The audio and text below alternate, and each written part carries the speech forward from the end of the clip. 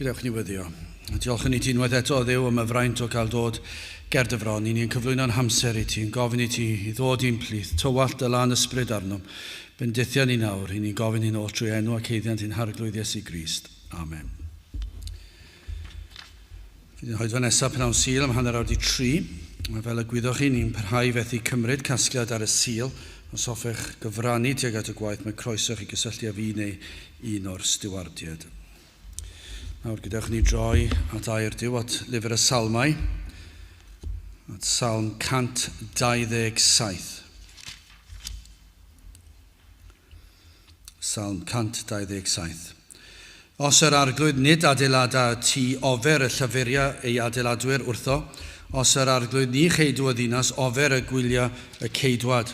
Ofer i chwifore godi, myned yn hwyr i gysgu, bwyta bara gofidiau, felly o'r hyd y fe hun yw anwylid. Wele plant etifeddiaeth yr arglwydd, ei wobr ef yw ffrwyth y groth. Fel y mae seithau yn llaw y cadarn, felly y mae plant ieuenctid. Gwyn ei fyd y gŵr a lanwodd ei gawell seithau a hwynt, nis gwaradwyddi'r hwy, pan ymddiddanant ar gelynion yn y porth. A bydde bendydd Duw ar ei air sanctaidd ef. Gadewch ni nawr droi at ein harglwydd mewn gweddi. I ni yn diolch i ti unwaith eto a Dduw am fraint eto cael dod ger dy fron i ddod o flaen gorseddfainc o ras ac bod yn agroeso gan ein bod yn dod trwy heiddiannau dy fab yn gwaredwr yr Arglwydd Iesu Grist. Ac felly o Dduw, i ni yn diolch i ti am y ffordd a agorwyd i ni. I ni'n diolch i ti am y ffynon sydd yn darparu golchiad llwyr i ni, fel y gallwn fod yn wynach na'r eira. I ni yn diolch i ti bod maddeuant pechodau. Ger i'r un drwg ddod a sibrwd am heion i ni ac yn hatgoffa ni o'n gwendidau, o'n methiannau, o'n crwydradau cyson.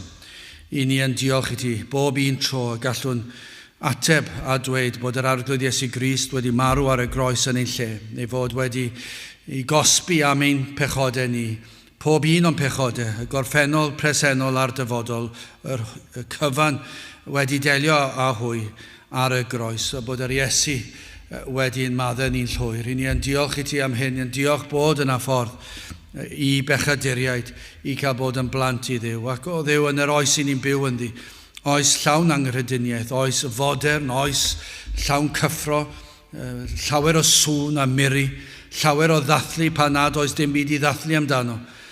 Yn yr holl sŵn sydd o'n cwmpas ni, o Dduw, mae'n edrych mor anodd, mae mor galed i gyrraedd unrhyw enaid, dim diddordeb yn unrhyw le, yn dy bethau di. Ond o Dduw, yr wyt ti yn holl alluog. Ac y mae'r groes mor bwerus, mae'r gwaed mor bwerus, y mae modd golchi y fath bechod i ffwrdd. Yr wyt ti'n abal i wneud y pethau hyn, y mae'r efengil yn gallu trawsnewid enaid mewn eiliad. Ac o Dduw, i ni'n gwybod, os yw dy ysbryd i ar waith, yna rwy ti'n gallu gwneud yr hyn sydd yn llwyr amhosibl i ni. Ac felly yn galw arna ti i adeiladu, yn galw arna ti i ychwanegu'r fendydd a'r cynnydd a'r ffrwyth. Does dim ffrwyth os nad wyt ti yn gweithio. Ac felly ni'n galw arna ti i weithio. A byddwn ni'n cael gweld pobl yn dod i gredu ac i edifarhau a phwyso ar yr Arglwydd Iesu Grist. Ond hefyd o Dduw, y cawn gweld ffrwyth hyn, y cawn gweld bywydau o sancteiddrwydd, ymwahaniad o'r byd. O Dduw, tyrd un plith, i ni'n gofyn, i ni cael profi dy bresenoldeb yma, y prynhawn hwn, a byddwn ni yn ymwybodol o'r tawelwch yn ni, a byddu di yn gweithio yn ein plith ni. Ac o Dduw, a byddu di yn peri, a bydd yr ysbryd yn arwain yn eidiau hyd yn oed i'r adeilad hon i wrando ar dair, neu i'r wefan, neu i bale bynnag, a byddu di yn gweithio yn agor i llyged a'i clistiau, yn peri iddynt gofio rhywbeth y maent wedi glywed blynyddoedd o'r blaen. A bydden nhw'n cofio rhyw adnod, yn cofio rhyw weddi, cofio emyn, cofio neges, cofio'r adeilad. Ac o Dduw, y bydd hyn yn dod ac argyhoeddiad o bechod dros yr enaid. Felly o Dduw, gweithio yn ein plith ni, gweithio yn ein gwlad ni a gwledydd y byd. Tyrd bendithiad y bobl, dy saint, o Dduw, dy weision ffyddlon, ac i ni yn gofyn y bydd enw di yn cael ei ddyrchafu goriwch pob un enw arall. Felly o Dduw, tyrd lawr ein plith nawr, arwain i diogela ni, ni'n gofyn hyn oll trwy enw ac heiddiant ein Arglwydd Iesu Grist. Amen. Mae gadewch i ni ganu emyn rhif 28, Nawr, ni'n cofio bod ni fod i barhau gan i chydig yn dywelach na'r arfer, ond i ni yn mynd i sefyll i gan i hon. Emyn rhif 28, pa le pa fodd dechrau folianu'r Iesu mawr, ôl reinio i ras, ni fedraf, mae'n llenwi nef a llawr. Gadewch ni sefyll i gan i emyn rhif 28.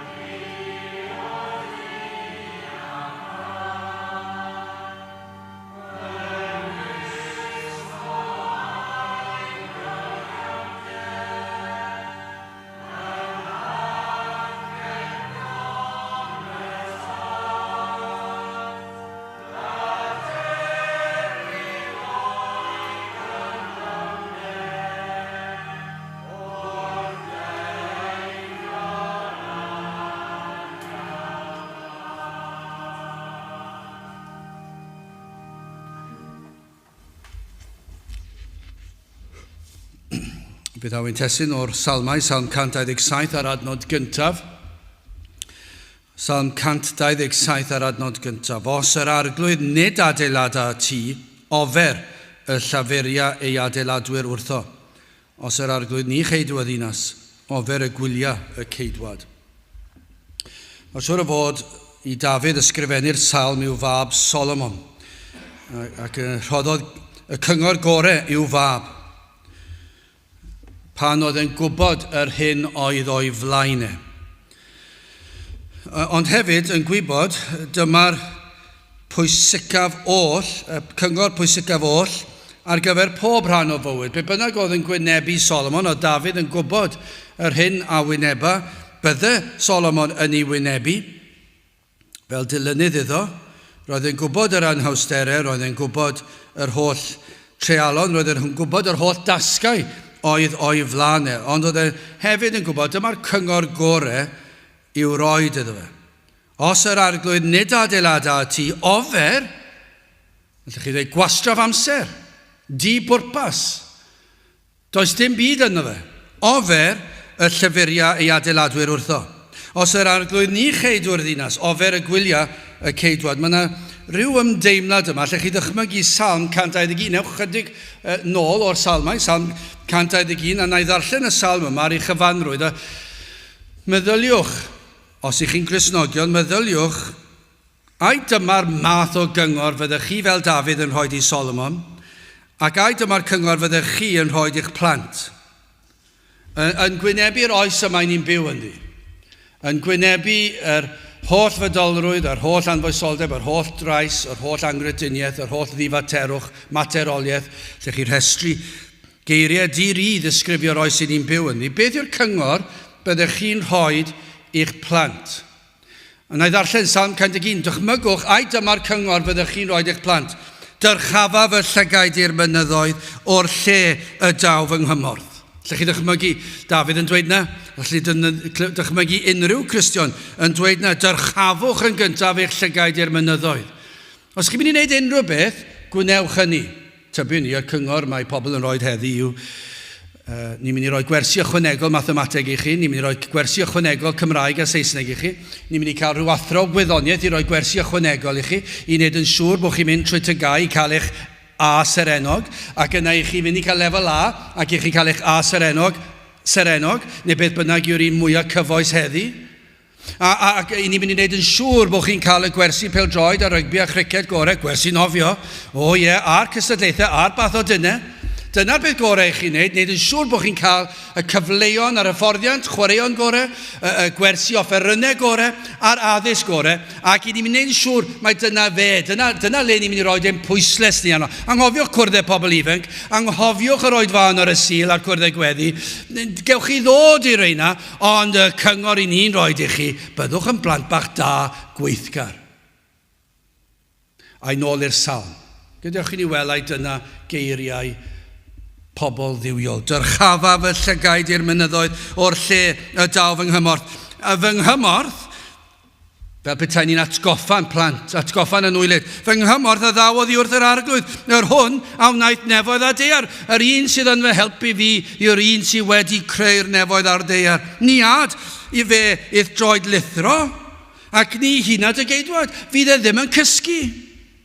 Wneith e ofalu amdano ti, dyrchafwch eich llygaid tuag ato fe, ni hynna ac ni chws ceidwad Israel. Yr arglwydd yw dy geidwad, yr arglwydd yw dy gysgod ar dy ddeheulaw. Nid deri'r hael y dydd na'r lleiad y nos.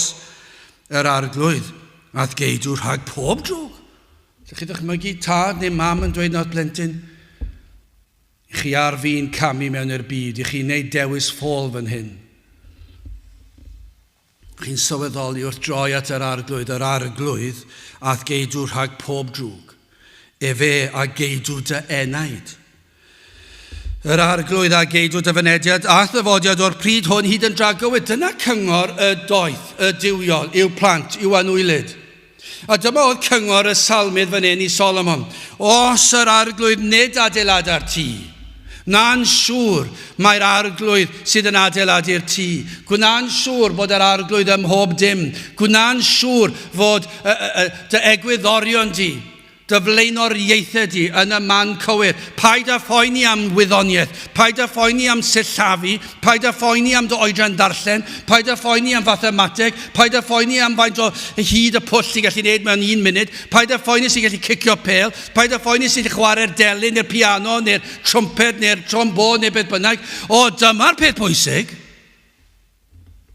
Gwna'n siŵr mae'r arglwydd sydd yn adeiladu. Gwnewch yn siŵr bod eich proffes chi'n iawn. Dyna beth mae'n dweud. Pan adeiladodd Solomon di yr arglwydd a'i balas, fe welodd yr arglwydd yn help iddo yn ei gynorthwyo. Yr oedd yr arglwydd yn y cyfan. A gwybu heb ei ddiw, ni all lwyddo o gwbl. Mor bwysig yw'r wers hon i ni heddi. Mae e mor bwysig yn dweud. Dwi yn sicr o hyn i ni wedi colli'n golwg ni ar hyn. I ni wedi hen golli ers blynyddoedd, ond mae e'n fwy amlwg nawr nag fuodd erioed. Mae'r weledigaeth wedi mynd, mae'r pwysles wedi mynd. I ni'n gofalu am bob math o bethau, ond nid y pethau pwysig. Wel, yn gyntaf, hoffwn ni edrych ar adeiladu sydd yn ofer, yn ail adeiladu sy'n werthfawr, ac yn drydydd adeiladu parhaol. Wel, yn gyntaf, yr adeiladu ofer yma. Os yr arglwydd nid adeilad ar tŷ, Ofer y llaferia ei adeiladwyr wrtho.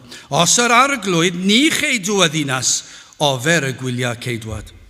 Wel, am gyngor. Am gyngor roedd o Dafydd i'w fab. A dyn ni yn gweld pwysigrwydd yr hyn a ddywedodd. Rhaid bod yn ofalus fod yr hyn yr ydym yn gosod ein dibyniaeth arno o Dduw. Mae nid ofer yw y cyfan. Dyma'r iaith yr ysgrythyr. Y gwrthwyneb i hyn yw ofer. Os yw o Dduw, dyw e ddim yn ofer, mae e'n werthfawr iawn. Ac felly, pan mae'r ysgrythyr yn dweud mae ofer yw gwneud rhywbeth, yna mae hwnna'n eitha dweud ond dyw e. Nid dweud, wel, falle neitha ddim y tro. Dyw e ddim yn dweud, wel, gewn ni weld mewn chydig bach o amser beth a ddaw. Dyw e'n dweud hynny, mae'n dweud ofer. Ofer yw'r cyfan, ofer yw'r adeiladu. Gwastraf amser. Di-bwys, dyw e ddim o werth ysbrydol i neb, os mae nid yr arglwydd sydd wedi adeiladu. Ac felly rhaid i ni fod yn ofalus fod yr hyn i ni wedi gosod ein hymddiriedeth arno o Dduw. Dros y cynrifod ni wedi gweld bod llawer o adeiladu wedi digwydd i ni gallu gweld, a ni'n gweld olion adeiladu yn agos i ble ni'n byw. Mae yna gastell gafodd e byth i orffen hyd yn oed. Adfeilion castell yw e. Ac felly nid hyn oed castell gorffenedig, doedd nhw'n hyn oed i gallu gorffen yr adeiladu yn y lle cyntaf. A chi ni weld ar hyd a lled o wlad, olion, adfeilion, hen dau wedi cael ei tynnu lawr bellach, wedi pydru. Ond mae yna adeiladu arbennig fan hyn yn does. Nid fel yr adeiladau hynny sydd yn pydru gydag amser. Beth bynnag y gwaith ar y pryd, y cyfan, efallai allech chi ddweud, wedi mynd yn adfail, ond fan hyn, i gallu'r sôn am wahanol adeiladu yn ôl y salm yma. Siwr o fod, allan ni addasu hwn i ddisgrifio llawer i beth. Ti, yr arglwydd i Solomon oedd yn adeiladu ti yr arglwydd, felly os yr arglwydd nid adeilada ti yr arglwydd Solomon. Ofer y llafuria ei adeiladwyr wrtho. Gallai fe fod yn hynny, neu pala Solomon. Ofer bydd yr adeiladu, os nad oedd yr arglwydd yn di. Allech chi ddweud na fel adeiladu, wel, ni'n gweld yn yr salm yma ar ei chyfanrwydd, teulu, cartref, dim o reidrwydd y brics nawr ac yn y blaen a pethau felly. Na, ni'n sôn am gartref, am aelwyd, am deulu, am phlant, neu beth bynnag. Allech chi ddweud, os nad yw'r arglwydd yn y cyfan, os nad yw'r arglwydd yn ben, os nad yw'r arglwydd sydd wedi sefydlu fe, os nad yw'r fam a'r tad enghraifft, yn y lle cyntaf, os nad yw'r ddau yn un yng Nghrist, mae yna broblem ond oes. Dyna ddangos i chi, allech chi ddweud, dyna ofalus dylsai pobl fod ynglyn â'r pobl maen nhw'n priodi. Bod yna arweiniad gan yr arglwydd, bod yr arglwydd yn ganolog yn y berthynas i ddechrau. Ac yna os, yn ôl y wyllus Duw, bod nhw'n cael plant yna, fe fydd y teulu yn tyfu. Os ddim, fe fydd y cartref yna'n hyfryd gan mae'r arglwydd sydd yn ben ar y cartref, ar yr aelwyd honno. Ac os plant, yna'r ffordd mae'r plant yn cael ei magu, fel aelwyd yng Nghrist yn cael ei harwain. Hyfryd yn diwedd, cael yr egwyddorion yn iawn. Beth sy'n dod yn gyntaf? Gwersi mathemateg?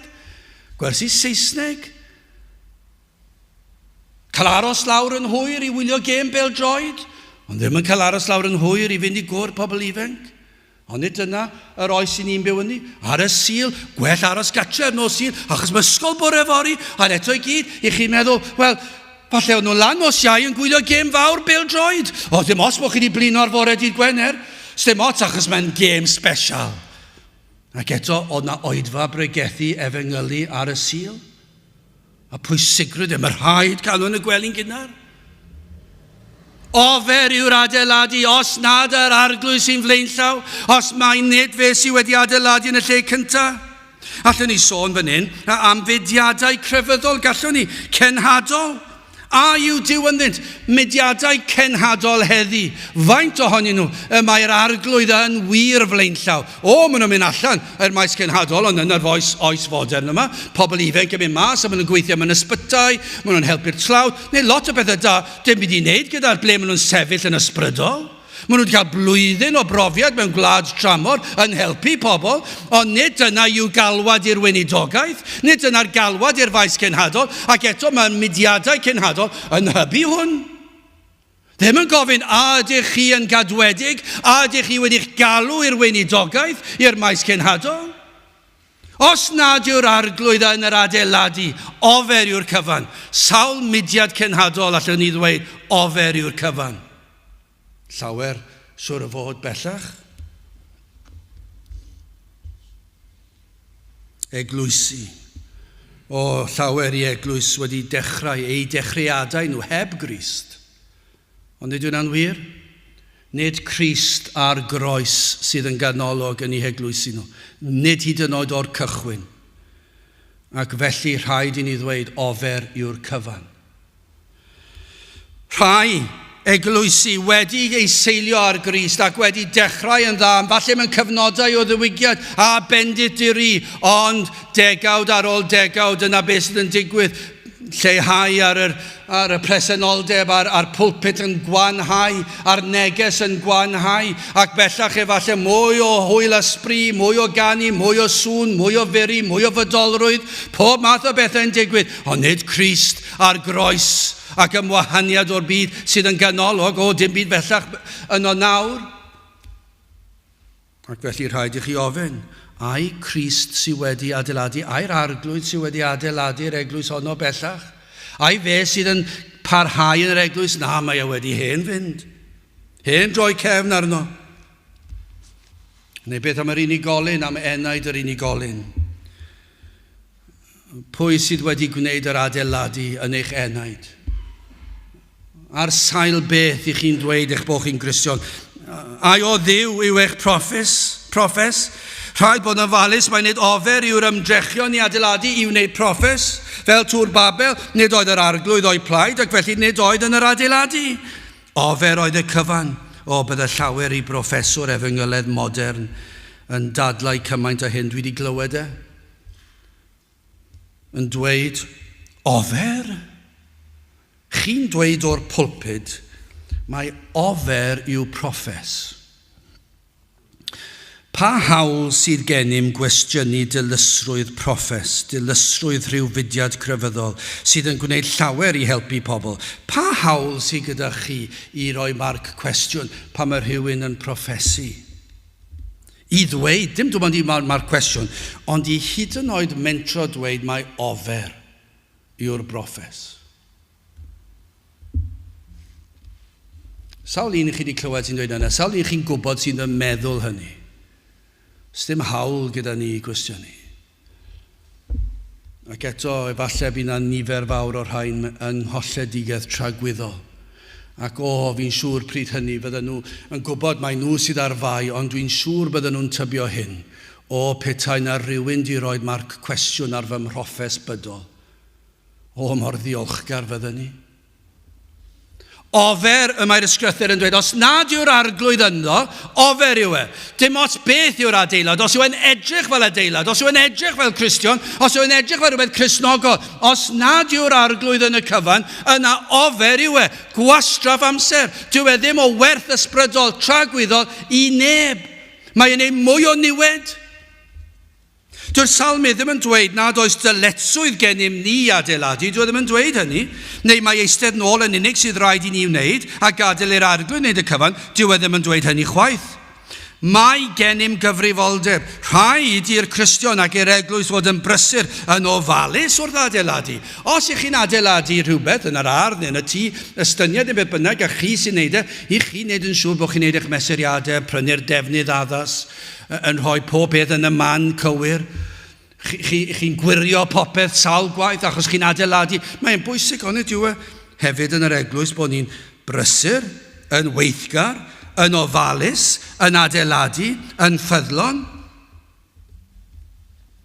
Ond cofio trwy'r cyfan mae'r arglwydd sydd yn gwneud y gwaith. Mae yna gyfrifoldeb gan ddyn. Ond o Dduw yw'r cyfan. Fe sydd wir yn neud yr adeiladu. Os ydych chi'n edrych nôl I ddyddiau Moses, yr oedd yr arglwydd yno'n doedd o'r oedd yr arglwydd gyda Moses, gyda'i was, gyda'i bobl. Ac fe roddodd Duw bopeth i'r Iddewon yn do. O'r holl wybodaeth oedd angen arnynt, yr holl gan llawiau, yr proffwydi, yr ysgrythyr, y gyfraith, roedd bopeth iddyn nhw, ac roedd yr arglwydd yn y cyfan. Ond yna, dros amser be ddigwyddodd, ath yr Iddewon fe weithiant yn galed i gadw Iddewiaeth. Roedden nhw'n bobl neis, yn ffyddlon i'r achos. Yn ffyddlon iawn i'r achos. I gadw Iddewiaeth fynd. Wrth weld paganiaid mewn gwledydd eraill ac yn trial dod mewn, mae angen cadw Iddewiaeth i fynd, a cadwant yn llym at ei daliadau, ei seremoniau, ei credoau, ei traddodiadau. Dyna beth o'n nhw'n dda iawn, o'n nhw'n weithgar iawn. Ond dyma'r tristwch. Yr oedd yr arglwydd wedi gadael nhw ers amser, yr oedden nhw wedi gadael yr arglwydd allan. Nid oedd yr arglwydd yn y cyfan. Yr oedd eu crefydd nhw nawr yn grefydd ddynol. Yr holl reolau, yr holl traddodiadau, roedd e'n grefydd cyffyrddus iawn. Roedd e'n rhywbeth o'ch chi'n gallu gweld yn weledol. O'ch chi'n gweld y ffordd roedd yn edrych yn y geiriau nhw'n dweud yn yr arogl darthau a pob math o bethau. Roedd chi'n gallu gweld a'i ddeall ac yn dweud, mae hwn yn hyfryd, a rhyw deimlad ac emosiwn siwr o fod, ac felly roedd ei ddewiaeth yn ffynnu, roedd yn tyfu, roedd yn cryfhau, ac roedden nhw'n ymdrechu ac yn selo, cofiwch, Paul cyn iddo fe ddod yn Gristion, roedd yn fodlon lladd pobl, ei herlyd nhw os ydyn nhw'n torri'r gyfraith.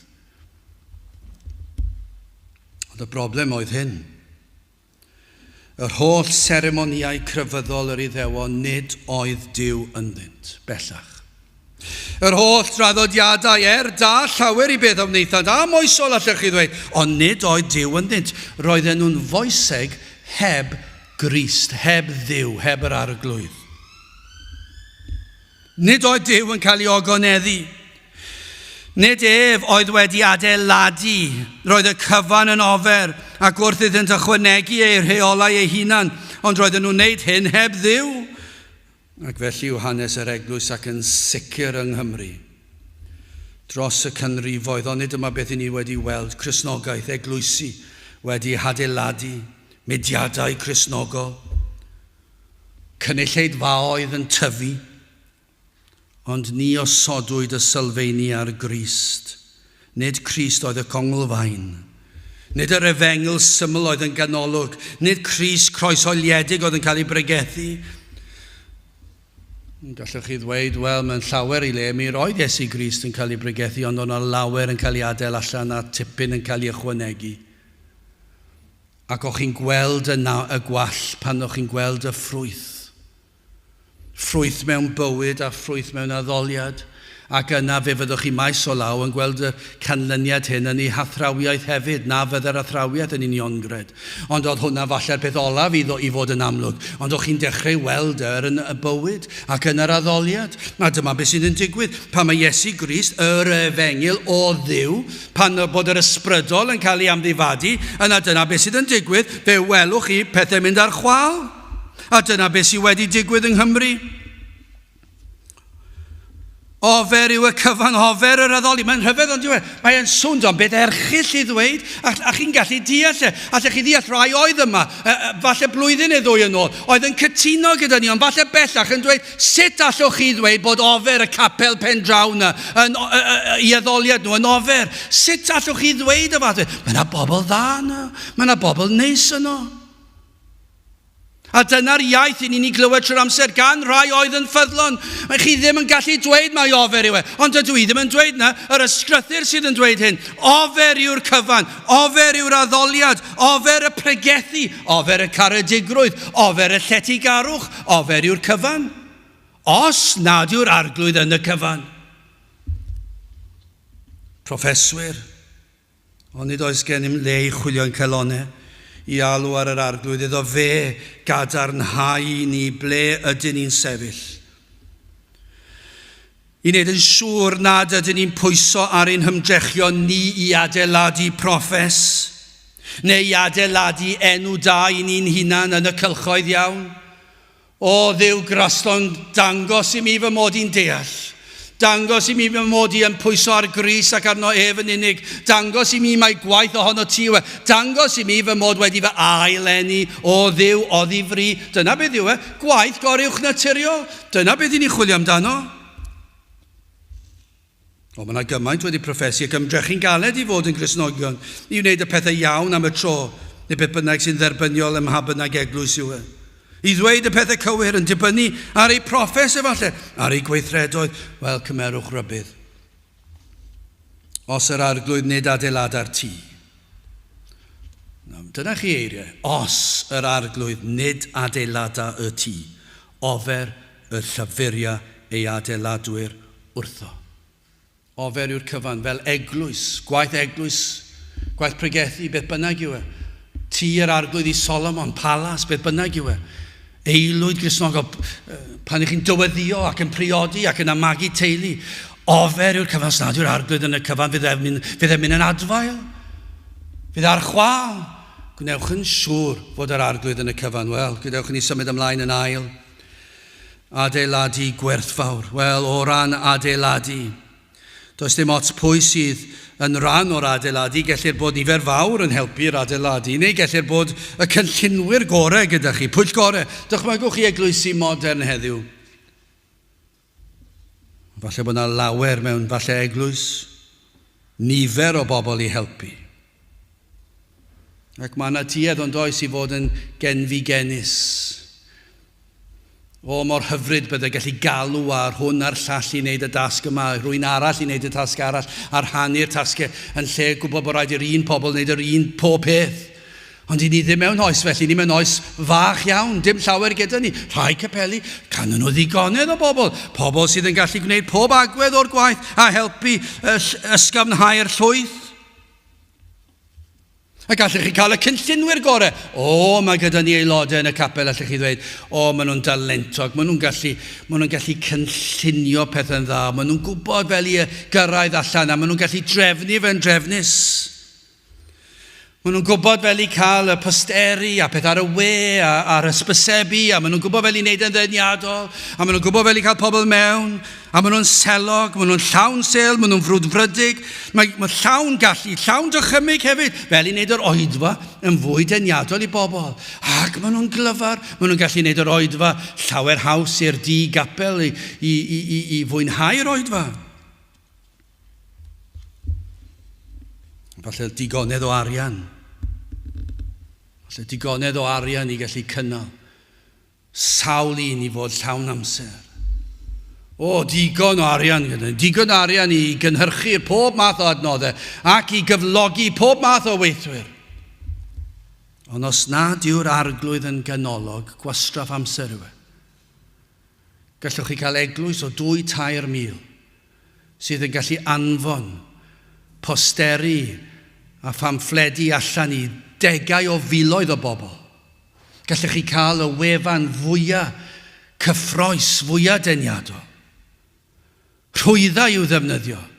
Gallwch chi cael rhywun i bregethu sydd yn slick ac yn ifanc ac yn ddoniol ac yn gallu fod yn fachog ac yn gallu cadw sylw pobl. Allech chi cael y cyfan. Ond os nad yw'r arglwydd yn y cyfan, os nad yw'r efengil yn cael ei phregethu yn bir ac bod yr ysbryd glân yn bresennol a bod yr arglwydd yno ac mae fe sydd yn adeiladu, yna ofer yw e, gwastraff amser.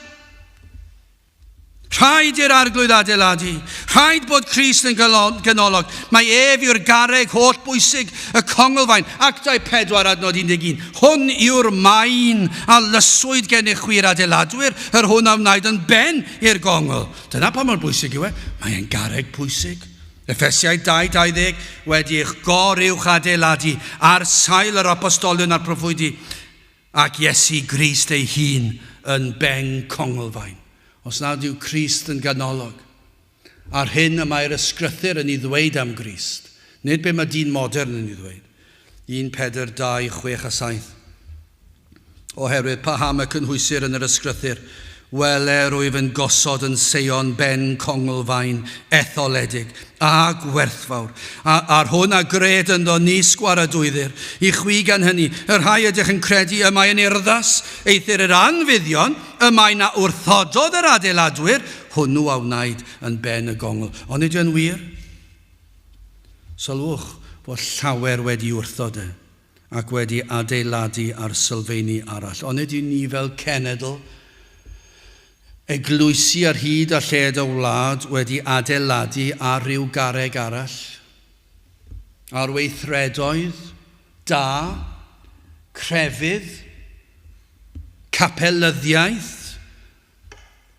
canu'r emynau, cymanfaoedd canu, holl bethau yma'n bethau da, petai nhw'n ganolog ar yr Efengil ac ar Iesu Grist, ond wedi dod yn rhywbeth fel Iddewiaeth, yn draddodiad, seremonïau, arferion, gweithredoedd da, ymdrechion.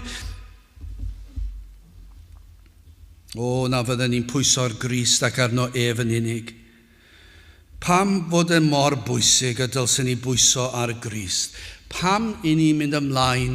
Mae dyma beth. Ar wahân dwi'n newydd dweud, ofer yw'r cyfan, mae'r ysgrythur yn dweud yn blwmp ac yn blaen i ni.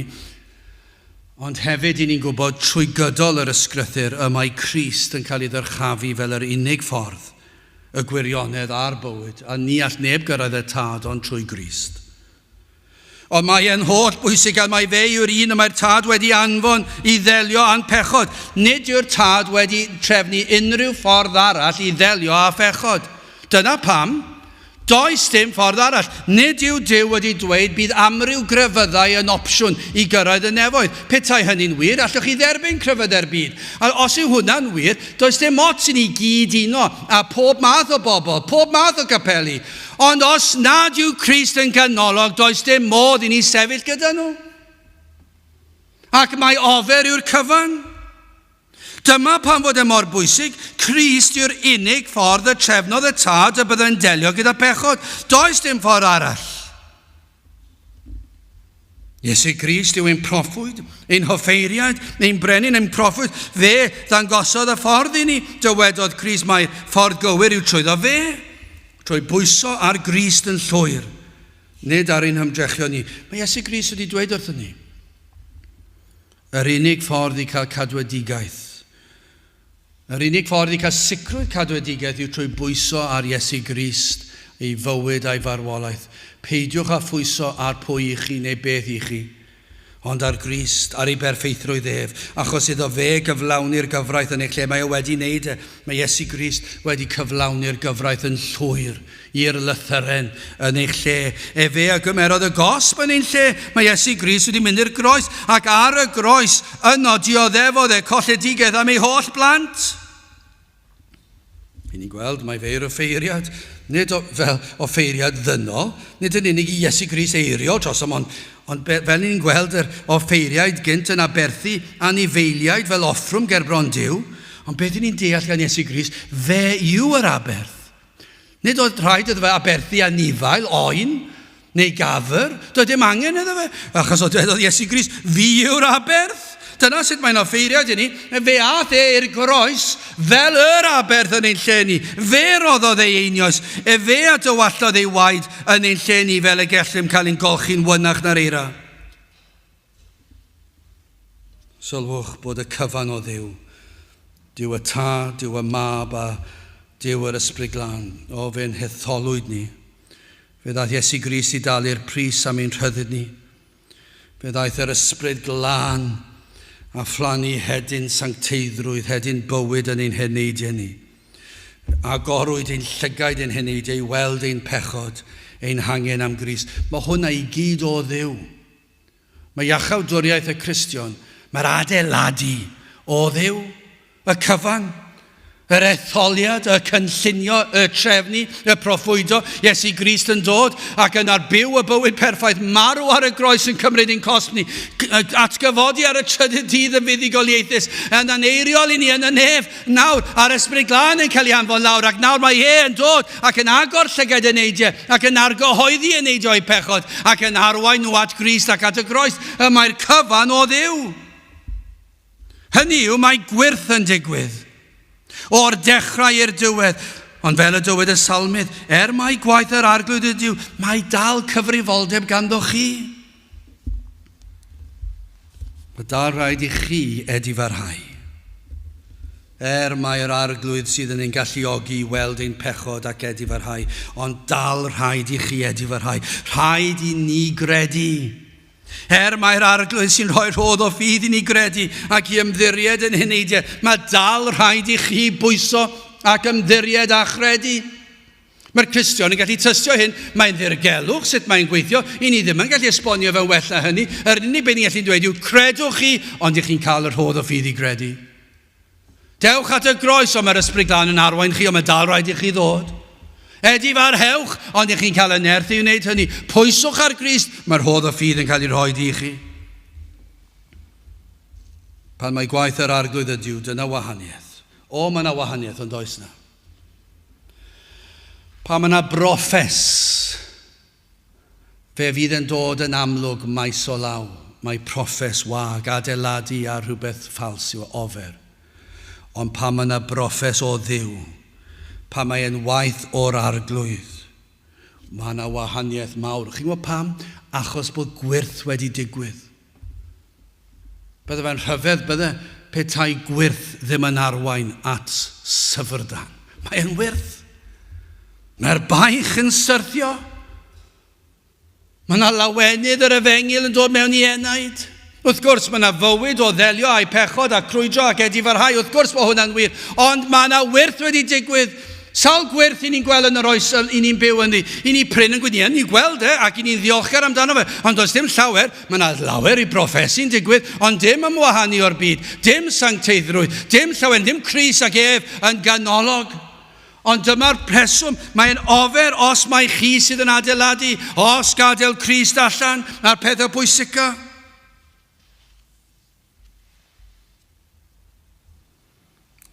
Ond dyna wahaniaeth pan gweli'r bywyd a sancteiddrwydd a gweli'r awydd I blesio I waredwr. Dyna I chi wahaniaeth. Mae'n hyfryd I weld.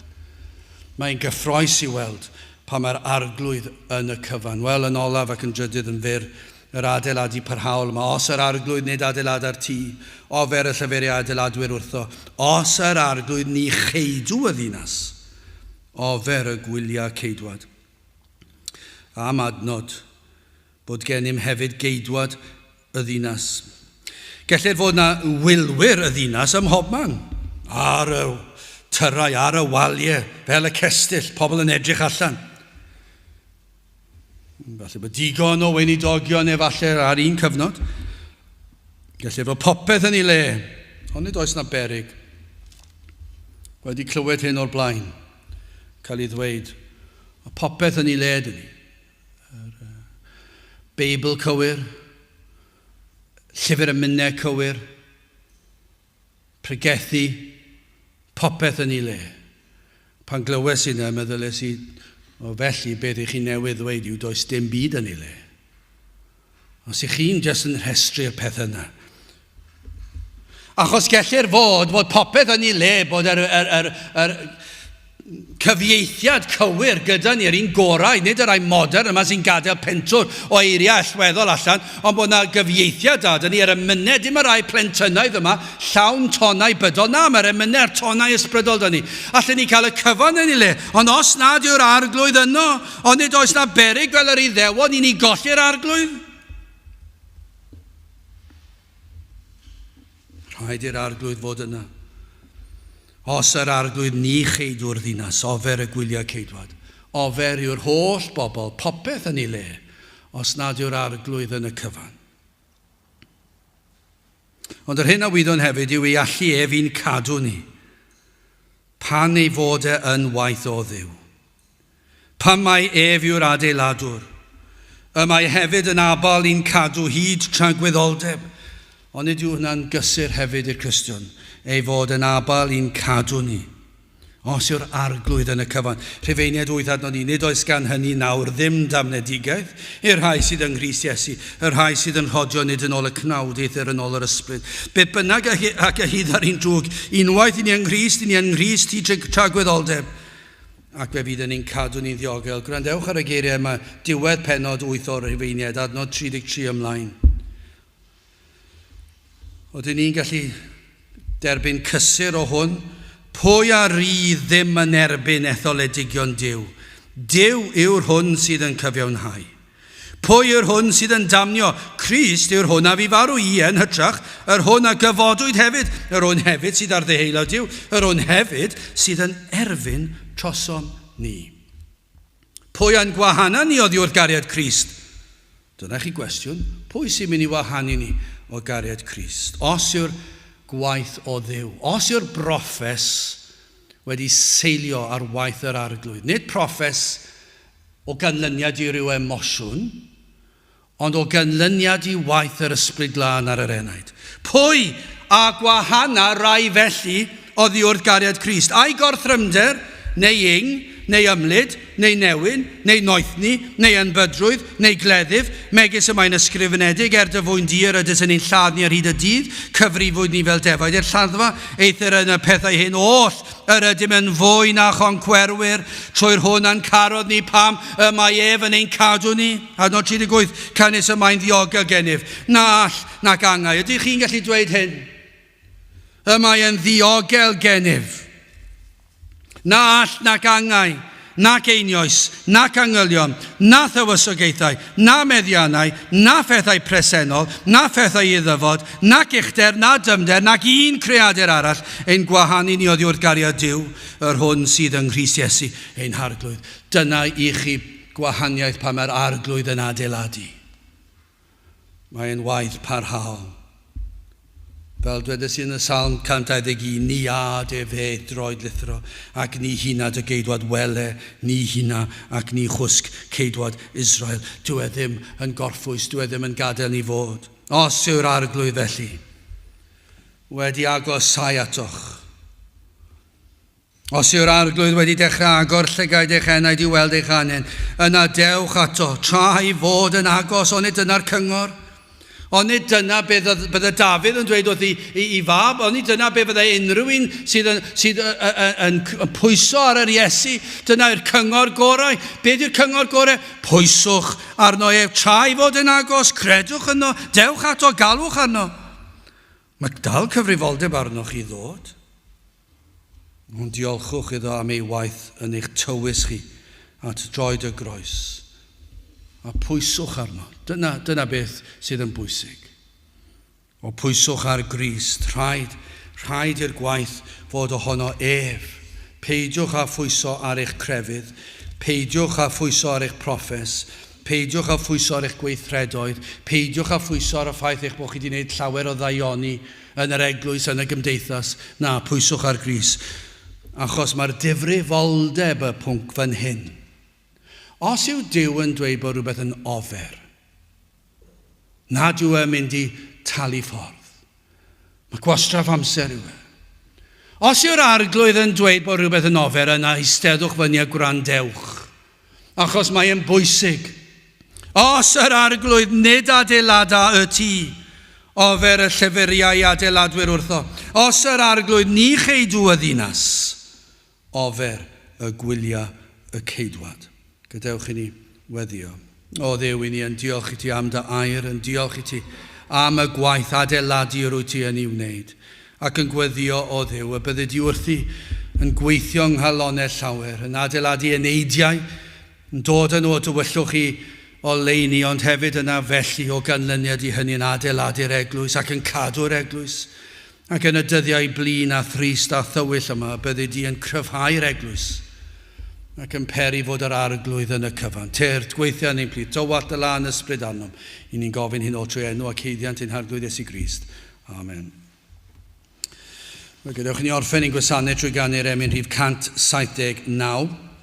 Mae carchar orian angau yn dianc o'i cydwynau a'r ffordd yn olau dros y bryn o ddymder glyn gofidiau. Gen I sefyll I ganu 179.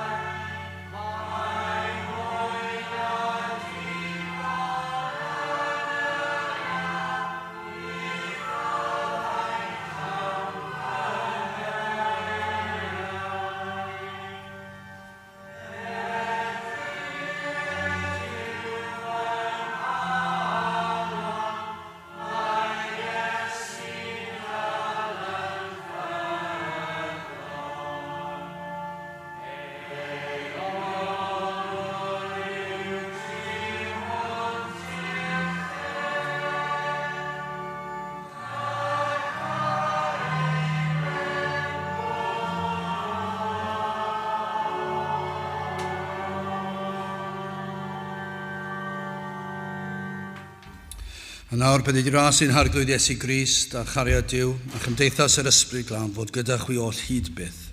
Amen.